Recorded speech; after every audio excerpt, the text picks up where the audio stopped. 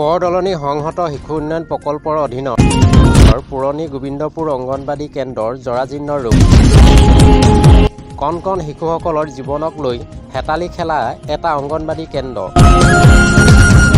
জৰাজীৰ্ণ ৰূপতে চলিছে পাঠদান ৮৬ নম্বৰ পুৰণি গোবিন্দপুৰ অংগনবাড়ী কেন্দ্ৰ এইটো হাজাৰ কৈ থাকিলেও উৰকে নপৰে অসম চৰকাৰৰ ব্যাগুম সমাজ কল্যাণ বিভাগটোৰ অনিয়ম দুৰ্নীতিৰ কথা।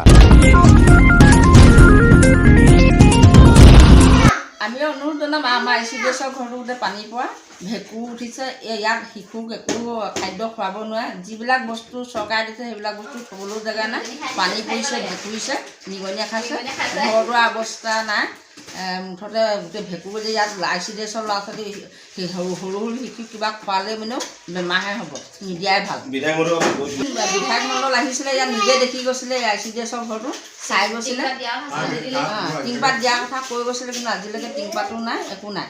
আজি ইমান এমাহে বৰষুণ হৈছে গোটেই ভেঁকুৰ গজি অৱস্থা আহ্বান জনাইছোঁ আমাৰ পুৰণি গোবিন্দপুৰ এই অংগনবাড়ী কেন্দ্ৰটো গোটেই মানে পানী ধুই অৱস্থা নাই এইবিলাক টিংপাত ফুটা ওলালে তাৰপৰা এইবিলাক খাদ্য আনিছে খাদ্যবিলাক গোটেই মানে নিগনীয়া খাই অৱস্থা নাইকিয়া কৰি দিছে পানী পৰিছে একো ভেঁকুৰ দিছে ইয়াত ল'ৰা ছোৱালী পঢ়াবই নোৱাৰে ইখন স্কুলত গৈ পিনে পঢ়ুৱাবলগীয়া হৈছে। তাৰপিছতে আকৌ এবাৰ আহিছিলে বিধায়ক মহোদয় তেখেতক আমি কৈছিলোঁ আহ্বান জনাইছিলোঁ যে আমাৰ এই ঘৰটো কিবা এটা ব্যৱস্থা কৰি দিয়ক তেতিয়া তেওঁ কৈছিলে বোলে টিংপাতৰ ব্যৱস্থা কৰি দিম আজিলৈকে একো টিংপাতৰ ব্যৱস্থাই নকৰিলে।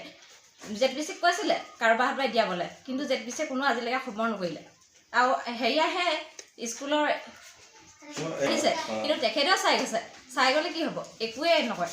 কিমান দিনৰ পৰা এনেকুৱা হৈ আছে আজি প্ৰায় 2 বছৰমানেই হ'ল এনেকুৱা হয় 2 বছৰ 3 বছৰ হৈ গ'ল। মোৰ ছোৱালীয়ে ইয়াত পঢ়ে কিন্তু ছোৱালীও ইয়াতে পঢ়িবই নোৱাৰে তাত ইখন স্কুলত গৈ পঢ়ে তাতে আহি পিনে ইয়াত খাদ্য খাই বৰষুণ দিলে নহ'লে তাতে খাবলগীয়া হয়। এতিয়া উপায় নাই এতিয়া মুখ্যমন্ত্ৰী মহোদয় এটাই আহ্বান জনাম যাতে আমাৰ এই স্কুলখন কিবা এটা ভাল ব্যৱস্থা কৰি পুৰণি গোবিন্দপুৰ অংগনবাড়ী কেন্দ্ৰটো জৰাজীৰ্ণ ৰূপত ক্ষোভিত হৈ পৰিছে অভিভাৱকসকল। আজি 3 বছৰ অংগনবাড়ী কেন্দ্ৰটো জৰাজীৰ্ণ ৰূপতে চলি আহিছে পাঠদান কাঠসমূহ পচি যোৱাৰ লগতে টিনপাতসমূহো মামৰে ধৰি জহি খহি যোৱাৰ ফলত শিশুসকলক মুকলি আকাশৰ তলতে পাঠদান কৰিব লগা পৰিস্থিতিৰ সৃষ্টি হৈছে। অতি শীঘ্ৰে কেন্দ্ৰটো মেৰামতি কৰি শিশুসকলক বিপদমুক্ত কৰিবলৈ অনুৰোধ জনাইছে অঞ্চলটোৰ ৰাইজে।